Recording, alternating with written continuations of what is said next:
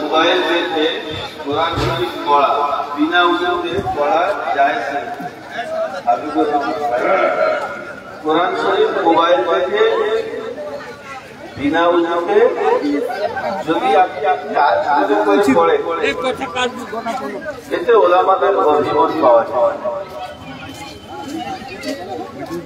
কেউ অভিমতের মানে এটাও ভালো করে বুঝবে, কথাগুলো বলতে গিয়ে কথা বেড়ে যায় তো বলা ভালো, জুড়ে বলা ভালো।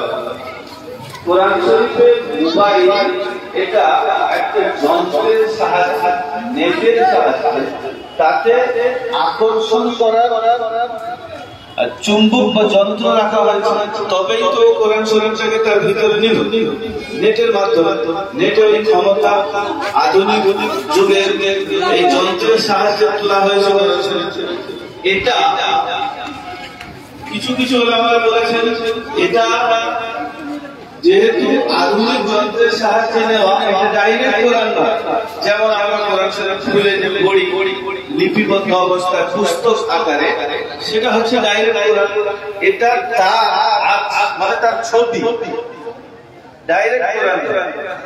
যদিও পুরো একটা ডাইরেক্ট মানুষ আর তার ছবি, আমার ছবি তুলে নেবে, সেটাও আমি হব, আমি কার আপনি হয়ে যাবো না, সেটাও আমি, কিন্তু ছবি তো আমারই।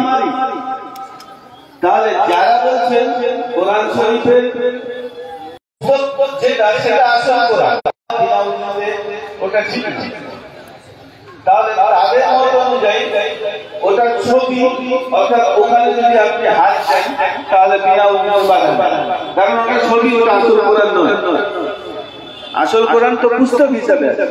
আর যারা বলেছে যে আসলের ছবি তো, তাহলে আসলের ছবিটাও আসল থেকেই নেওয়া হয়েছে। সেই হিসাবে আদব হচ্ছে এটাই যে ওতেও যেন বিনা উন্নত না, হাত দিয়ে এরকম স্ক্রিনের সাহায্যে সরানো, স্ক্রিনের সাহায্যে মনুষ্যরাকে দেখা বা কোনো আয়াতকে দেখা, এটাও ঠিক না। আমি একটা কথা বলি, দুটো মত পাওয়া গেল। একজন বলেছেন এটা আসল নয়, সেই হিসাবে হাত দেওয়া যায়, আসল কোরআন তো পুস্তক বই। আর যারা বলেছেন আসলের ছবি, তাহলে আসলের যে সম্মান হওয়া দরকার, তাকে যেমন আমরা ভালোবাসি চাই, তার ছবিটা যদি কোনো রাস্তায় পড়ে থাকে সেখানেও আমরা সম্মান করি। আরে এটা বড় মানুষ তুলে রাখে, খারাপ লাগছে, পায়ে নয়, খারাপ করে ময়লা ময়লা ছবি করবে, তাহলে ছবিরও সম্মান করা হয়। যেহেতু এটা আসলে কিন্তু আমাদের রায় যে ওটা হাত দেওয়া যাবে না, এইরকম জায়গায় যাবে না, তাদের কথাটাই আমল করাটা ভালো। কেন ভালো?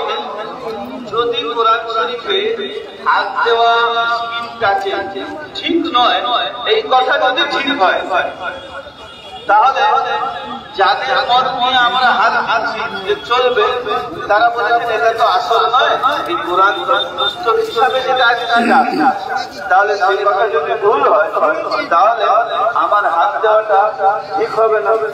এই জন্য আলেম যখন ইসলাম তখন যেটা না করা ঠিক হয় সেই করাটা ভালো।